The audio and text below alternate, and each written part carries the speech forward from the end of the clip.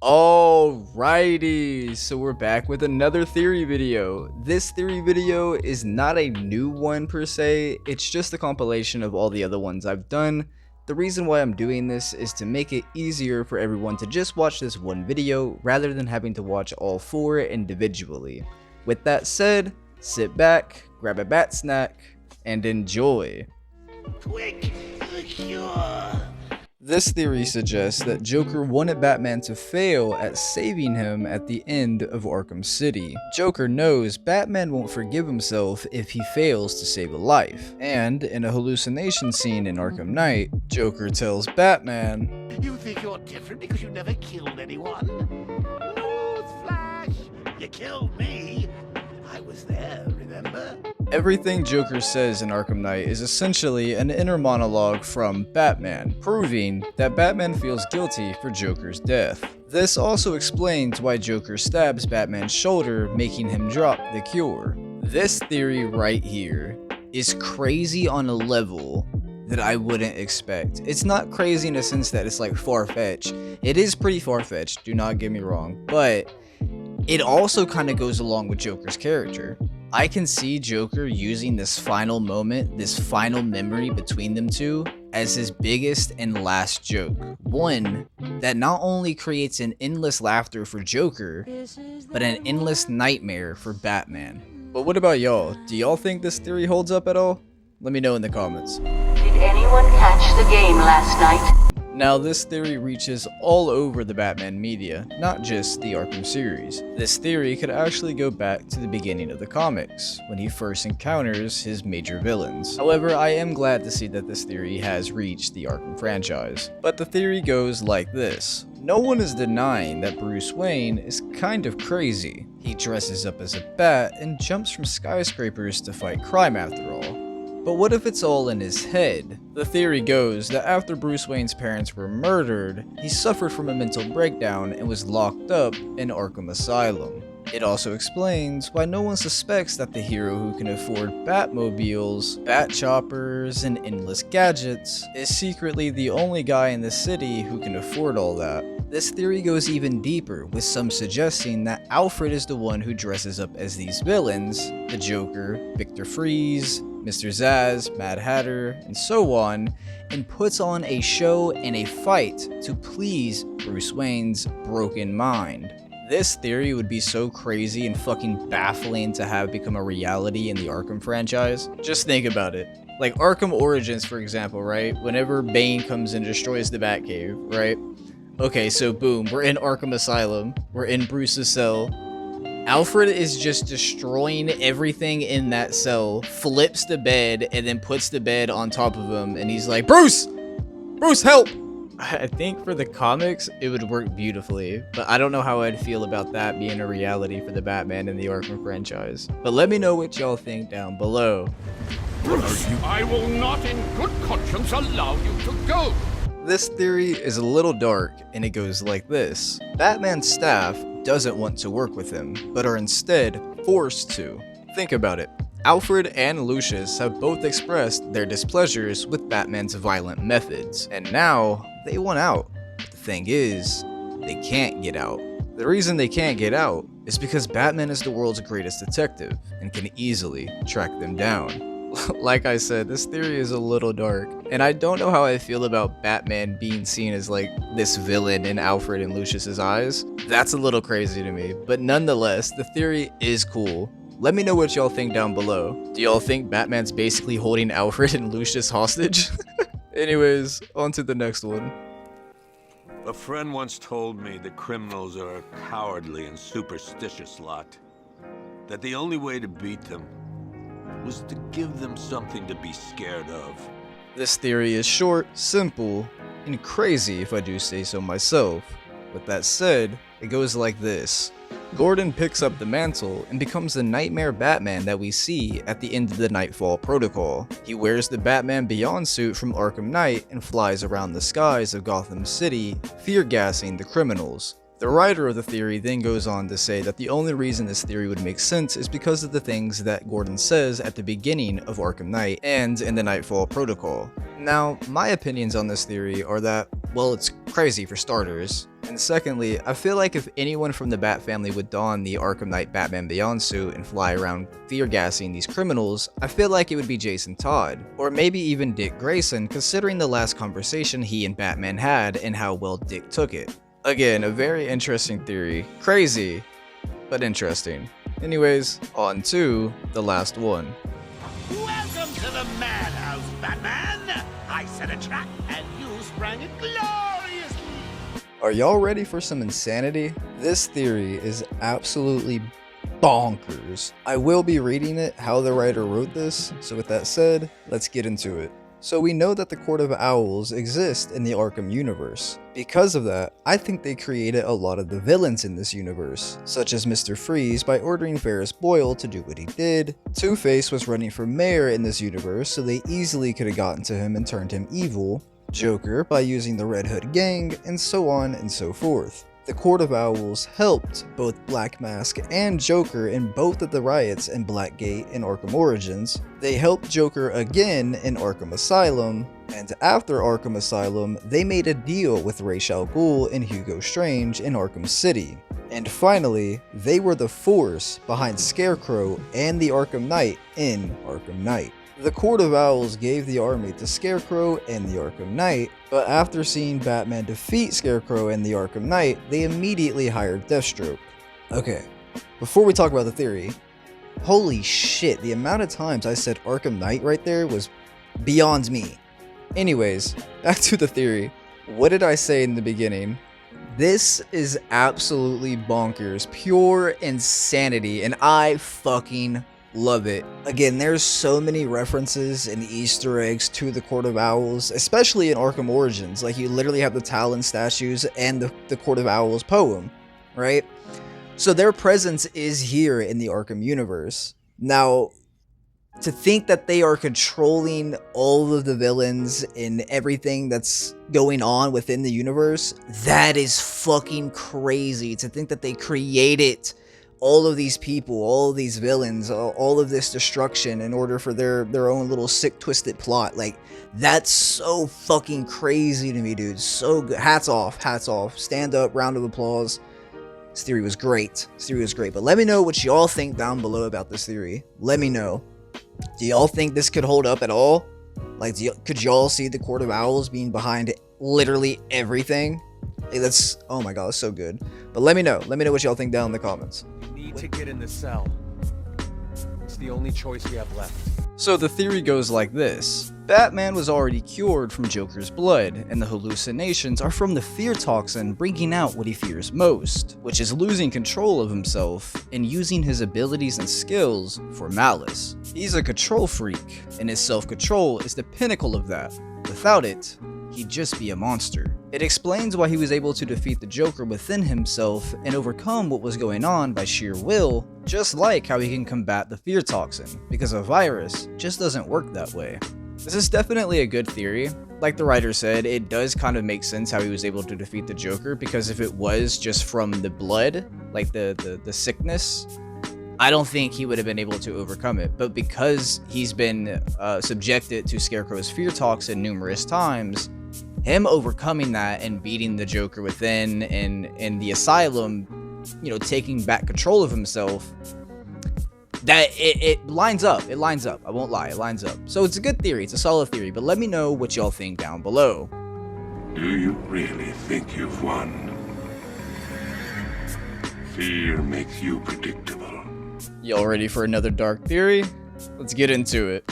This theory goes like this. Batman died in Ace Chemicals after blacking out in Arkham Knight. Think about it. The brain stays active for 6 minutes after death. There is a theory that you relive your life as well as seeing other visions within that 6-minute time. Batman might have imagined the whole Arkham Knight plot himself. He did save Gotham, but died during it. Scarecrow didn't have a backup plan, and so the Justice League took care of Scarecrow and the Arkham Knight, which was never really Jason Todd.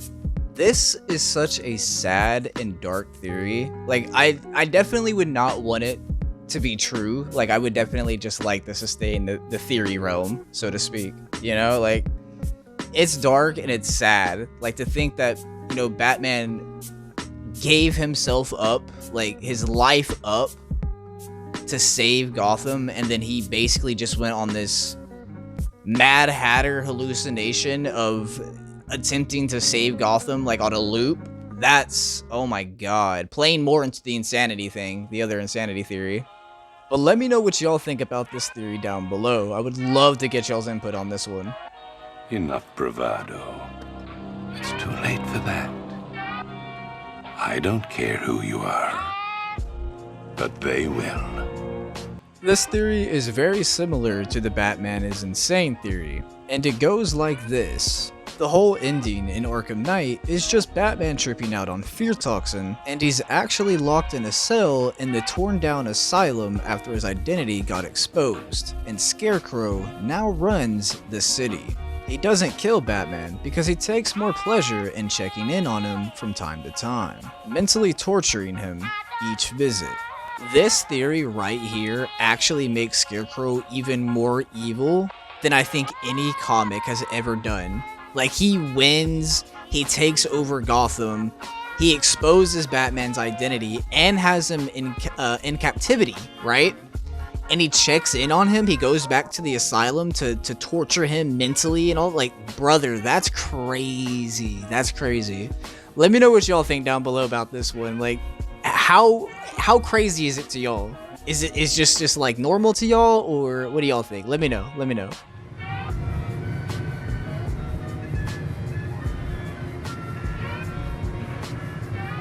This theory right here is probably one of the crazier ones. More far-fetched, for sure. And it goes like this. The negative pregnancy test were failed attempts at cloning Joker. Harley takes a DNA sample of Joker to Cadmus Labs to clone him in case he dies. She then has the embryo implanted into her womb, and the positive pregnancy test was her first attempt. However, she has a miscarriage. Undeterred, she tries again multiple times, which is the pregnancy test that we see in Harley Quinn's Revenge, but they all fail due to Cadmus Labs being unable to separate the Titan disease from Joker's DNA. What did I say, man? This theory is not only crazy, but it's pretty far-fetched. But I mean, in the Arkhamverse, is it? It is very possible that this is the method that they chose to go with, but what do y'all think? Do y'all think that they actually went through this whole Cadmus Labs of trying to separate the disease, or do y'all think they just had regular old intercourse and attempted to have a baby? Let me know what y'all think down below. I'd let him know if I were you. He's not always in such a good mood. This theory right here actually holds more truth to it than speculation, but it goes like this. The Robins are one of the only reasons Batman keeps fighting at this point. Think about it. Dick Grayson became Robin because Bruce could feel his pain. Same goes for Jason Todd. But then Jason died, and Batman wanted to avenge him. And now, Tim Drake keeps him in line to a degree. Bruce also knows that if Batman were to ever go rogue, then the Robins would be one of the few people that could actually stop him. This gives Bruce some security. Like I said, this theory does hold more truth than speculation. The Robins and Batgirls play a big part in Batman's crusade. The Arkhamverse definitely doesn't explain that as well as it could, but it is there.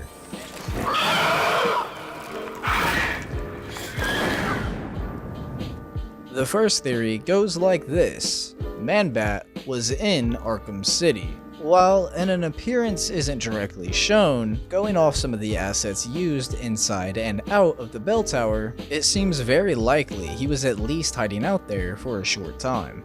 The two biggest pieces of evidence are a dead rat outside the bell tower in a corner with a huge bite taken out of it, and second is what appears to be a giant bat flying over the bell tower after it's blown up. Now, I don't know where I personally stand on this theory. I mean, what and more importantly, who could take that size of a chunk out of a rat? Why else would there be type of hay / nesting there? You know, it's a little weird. It's definitely some evidence that leads to it. But as for the giant bat, that's just a bird. That's just a regular old, probably crow. But let me know what y'all think about this down below. Do y'all think Man-Bat was in Arkham City? I'm going to take my time, Batman. After all, you took yours. This theory is a little sad for Victor Zsasz, but it goes like this. Victor Zsasz was hiding out during the events of Arkham Knight. Victor was using an abandoned building by the docks as his base of operations. It was there where he would perform his taxidermy and pose his victims. However, after Scarecrow released his fear toxin on Gotham, Zsasz had no way to escape and was consumed by insanity, resulting in Victor Zsasz earning his final tally mark through ending himself. What did I tell you? It's a sad theory for Victor, but you know, I honestly kind of believe it, because where would he run during those events whenever the fear toxin was released? He had nowhere to escape. He would have been trapped down in the city just like everyone else was. And we do know he is in the city during this time period, because whenever we're searching for Barbara in the Arkham Knight, we see him on one of the CCTV cameras. And him going mad and lashing out on himself like that actually would kind of make sense and add up to his character. This theory is one that I definitely subscribe to, but let me know what y'all think down below. How do y'all feel about this? I'm so glad you came. It's an honor, really. There's so much for us to discuss. This is another theory that I actually kind of believe in, and it goes like this. Anarchy was taken out by the Court of Owls.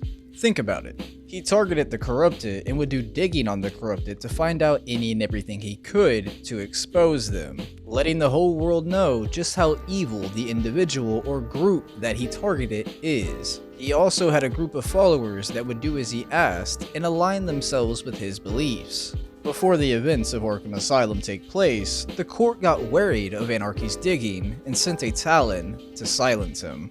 Like I said, I could actually see this theory being true, knowing Anarchy and his character and the people he would target.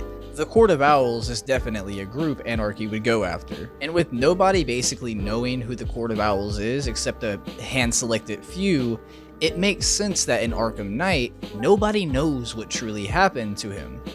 The reason being is because that group that no one knows of is the one that had a hand in his disappearance. But let me know what y'all think down below. What do y'all think happened to Anarchy?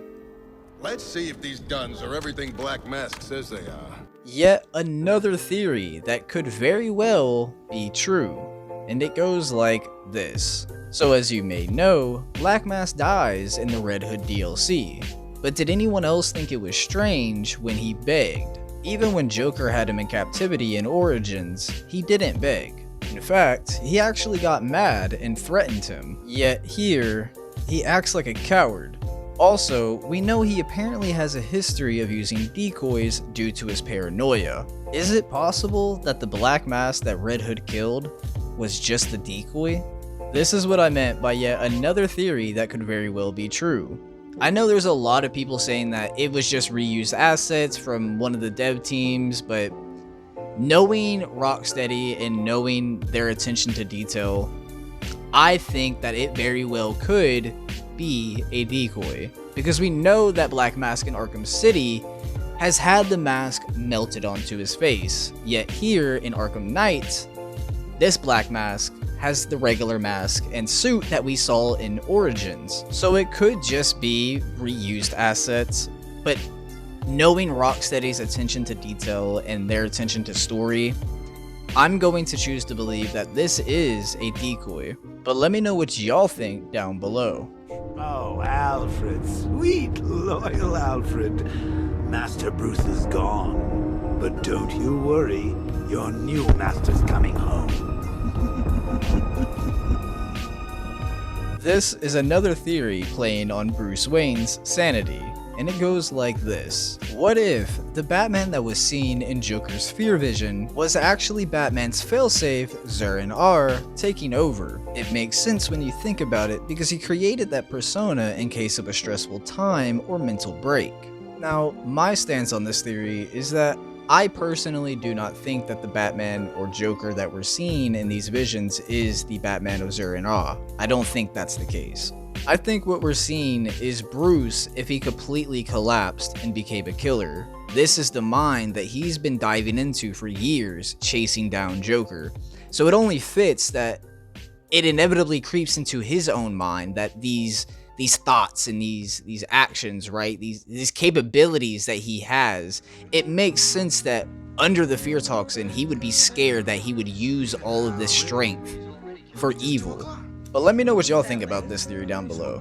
Do y'all think it's just a collapsed Bruce? Do y'all think it's the Batman of Zer and Ra coming out? What do y'all think? You're mine now. You're mine, and there's nothing that Strange can do about it. When we first see Jervis, he's spying on Vicky Veil and Batman after one of his heroics with her. And although his side quest shows he's after Batman, Mad Hatter's tapes tells us that Hugo Strange has set up a special encounter with quote Alice for him after he helped brainwash Quincy Sharp. It's possible that the Alice in question was Vicky Veil, who was trying to interview Dr. Strange and or Quincy Sharp. And it's not hard to see the not-so-good doctor rigging Miss Veil's arrival in Arkham City to keep his promise. I really like this theory personally, as it gives more reasoning for Vicky to be there and it creates a more sinister atmosphere. Knowing that the Mad Hatter is possibly stalking her throughout the night is not only creepy, but crazy. Like I said, this all helps with the atmosphere, but it also helps with showing the player just how deranged Mad Hatter really is. Again, I actually really like this theory, but what do y'all think? Do y'all think Mad Hatter's next Alice was Vicky Veil? Look at her. She's been here since before man walked the earth. In Arkham Knight, we see that Ivy is a much paler green than the first two games. She also seems to be calm rather than being a human-hating maniac. This could mean that Ivy was already close to her end and was aware of it, which is why she was so willing to help Batman and sacrifice herself. This is a theory that likely could be true, but it's also a theory that likely could not be true. She's definitely a lot calmer in Night, but I don't know if that's because she's reaching her end. I feel like she was probably just growing tired of all these games with the other villains. I mean, she even tells Batman something similar to that during the game, so I don't really feel like it's her dying, but I feel like it's more of her just growing sick of all these games. But what do y'all think? Do y'all think she was reaching her end? One step closer, and this goes into the water.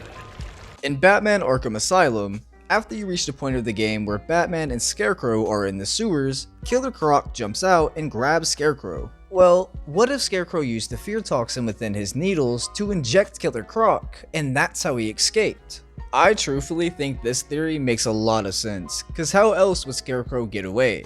I feel like Killer Croc really wouldn't let go of him unless he was panicking and in fear, you know? I mean, it's not like Scarecrow would be able to beat him in a fight physically, so the only way he could really escape would be through using his fear toxin. So to me, it makes sense. But where it falls apart is, I don't know if Scarecrow's needles would actually be able to penetrate Killer Croc's skin. But what do y'all think? How do y'all think he got away?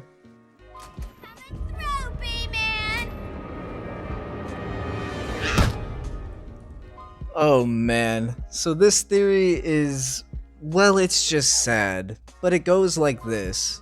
Harley was pregnant during the beginning of Arkham City as seen through the pregnancy test in the base game. However, upon entering the church, Harley attacks and Batman throws her to the ground. Theory is, that throw to the ground caused the miscarriage, resulting in the negative test results we see in Harley Quinn's Revenge. What did I say? A sad theory, man. I truly hate to think that Batman caused the miscarriage. It's so messed up and it makes Batman a horrible person, which makes me really not want to believe this theory. However, I do have to admit, it is possible. I can't lie to myself and act like it's not possible, because between that throw to the ground and all the other times he pushes her throughout the story, it's very clear that it is possible for him to be the one that causes the miscarriage. But what do y'all think? Do y'all think he caused the miscarriage? Because I really don't like to think he did. Died on Saturday, buried on Sunday. That was the end of Solomon Grundy. The final theory we'll be talking about is another short theory, and it goes like this. There is a cult that's trying to resurrect Solomon Grundy after the events of Arkham City. On Founders Island in Arkham Knight, you can find a shrine that somebody built for Grundy. Why else would there be a shrine of Grundy if he wasn't being worshipped by a cult whose possible intentions were to resurrect him? I mean, Deacon had a cult, why couldn't Grundy? Now, I personally do kind of subscribe to this theory, not because it's been proven to be true or anything like that. I just simply like it because it would make the room where his shrine is in even more unsettling. Just knowing there's a group of people coming to worship Grundy and find ways to revive him brings a whole new level of madness to the already insane city of Gotham. However, what do y'all think? Do y'all think there's a cult out there trying to resurrect Grundy? And that about wraps up this video. Real quick, I just want to go ahead and thank everybody that's been showing massive amounts of love and support to this channel. To everyone that's been subscribing, I really appreciate it. It means the world to me. So thank you. And thank you to my members as well. I really appreciate all of you. But with that said, it's been ugly, and I'll see y'all in the next one.